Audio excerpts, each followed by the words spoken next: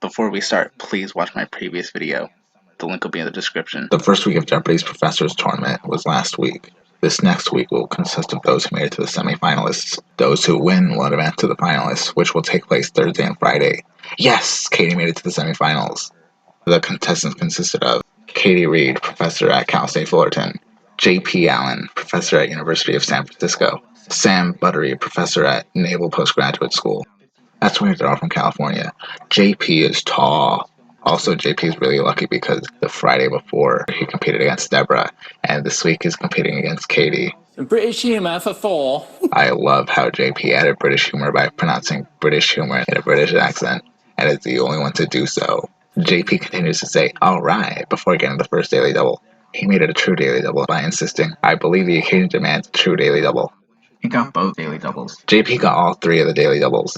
I saw the comments on the video that fans were disappointed JP lost. Now I see why. He answered correctly and went to 3,600. Sam's eyes when JP buzzes in. I love the enthusiasm from all of them. I also love that Katie says please after every selection. Her voice is already so sweet.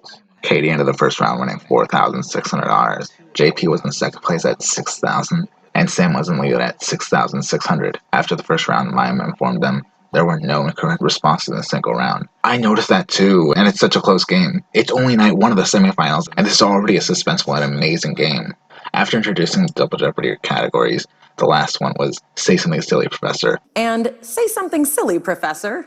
Katie? This caught Katie's attention because she selected that first. Alright, we're going to start with that. Say Something Silly, Professor for 12, please. All right, we've got to start with that. Say something silly, Professor, for 12, please. She was obviously amused because right after she answers, she confirmed it was silly. Okay, it is silly. Katie? What is cattywampus? Correct. Okay, it is silly. Let's try say something silly for 800. I was initially disappointed that Katie was in last place. I was so glad she was able to select first. After JP answered malarkey, Mayim told him, yes, and now we've all said something silly. The audience laughed. See, this is why Mayim is a good hostess. JP got the daily double. He wagered 5,400, got it wrong, and went down to 2,800.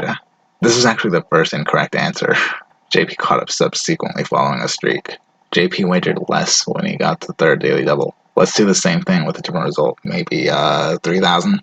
He answered correctly and went to 8,200, the same amount he was in when he got the first daily double in Double Jeopardy. He's come full circle. When no one answers this one question correctly, Mayim says, well, now it's time for me to say something silly. Who is Zizi Baluba?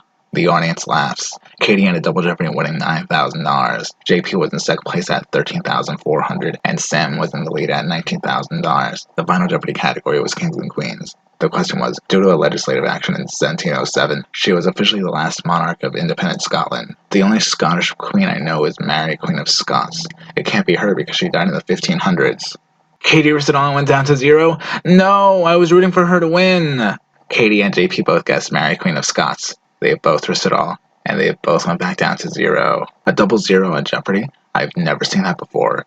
The closest time I have is when 2 contestants went as a negative before Final Jeopardy, a night I've been meaning to talk about, by the way. JP used both hands to point down because he got it wrong. Now I see why fans are hoping JP would win. Personally, I couldn't decide between him and Katie. Yeah, I was hoping for Katie to win at first. Now that I've seen JP, I couldn't decide. The students are really lucky to see and hear Katie and JP every week. I'd love for them to be my professors. Katie because of how sweet she sounds, and JP because of his enthusiasm. He actually reminds me of Kate Kahn. He acts so much like her, or possibly Anna Raffner. Can you imagine all of them in a class together? That would be a fun environment. The answer was Queen Anne, which Sam answered correctly. On the throne of 1702 to 1714, she was also the last Stuart monarch as she had no surviving children. Sam risked 7,401 and went to 26,401 and is now a finalist. Night 2 of the semifinals, the contestants consisted of Hester Blum, Hester Bloom, professor at Penn State University; Marti Canipe, professor at Northern Arizona University; Alisa Hove, professor at Warren Wilson College. Oh, it's a ladies' night. 3 female contestants and Mayim is the hostess. The questions seemed harder tonight as opposed to yesterday when there were hardly any incorrect responses. Hester got the first daily double. She wagered 800, answered wrong, and went down to $400. Hester went back to 1,200, so, like JP, she went full circle too. A photo of ice plants was shown. Alisa answers ice plants, and Maya tells her, "I'm so glad you got that right." Alisa's reaction is "me too," as the audience laughs. Alisa. What are ice plants? I'm so glad you got that right. Yes, me too. In 1984, there was a new Barbie doll, instructor of this type of heart-healthy exercises. After Hester answers aerobics, Maya told us, "Yes, I wanted that so badly," as the audience laughs. Hester. What is aerobics? Yes, I wanted that so badly. Hester entered the first round winning $1,000. Marti was in second place at $1,800, and Alisa was in the lead at $3,800. Alisa got the first daily double in Double Jeopardy. She risked $3,000, and it took her to $12,400. Hester got the second daily double. She wagered $2,600, unfortunately ran out of time and got it wrong anyway, and went down to $4,800. I always feel bad when they run out of time. Marti ended Double Jeopardy winning $2,200. Hester was in second place at $4,800, and Alisa was in the lead at $13,200. The final Jeopardy category was 20th century physics. The question was, puzzlingly heavy and long-lived particles discovered in the 1940s were dubbed this adjective, later applied to even smaller particles. None of the contestants answered correctly. The answer was strange. These strange particles are made up of what are still called strange quarks. Marti answered quarks, so that was not quite correct. Alisa bet $3,000, went down to $10,200, and is now a finalist. Night 3. The contestants consisted of Deborah Steinberger, professor at University of Delaware; Gary Hollis, professor at Roanoke College in Virginia; Ed Hashima, professor at American River College in Sacramento, California. Yay, Deborah! This is the last of the semifinals. All of the contestants got a daily double. Gary got the first daily double. He made it a true daily double, which is odd because he was able to risk $1,000. In the mini anecdotal interviews, Gary Hollis revealed he was able to prepare for Jeopardy because he hosted trivia nights at Roanoke. Deborah entered the first round winning $1,000. Gary was in second place at $1,400, and Ed was in the lead at $6,000.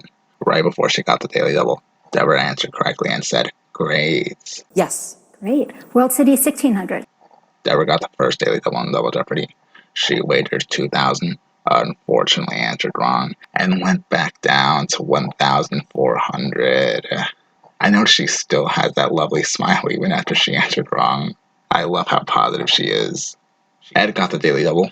He bet $1,200, got it right, and went to $13,600.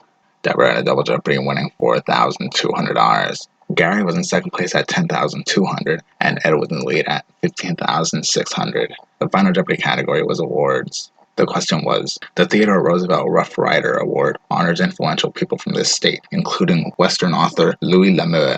What I also find really interesting is his last name is L'Amour, which means love. A previous contestant who didn't make to the semifinals was Ramon Guerra, which means war. So if he got the question that night, it would have been love and war, at least in Spanish and French. Guerra being Spanish for war, and L'Amour being French for love. None of the contestants answered correctly. Deborah answered Texas. Unfortunately, that was wrong, and she didn't risk anything. The answer was North Dakota. Ed risked $5,000 and still won at $10,600. He's now a finalist, and this concludes the semifinalists of the Jeopardy of the Professor's Tournaments. And as always, thank you for watching.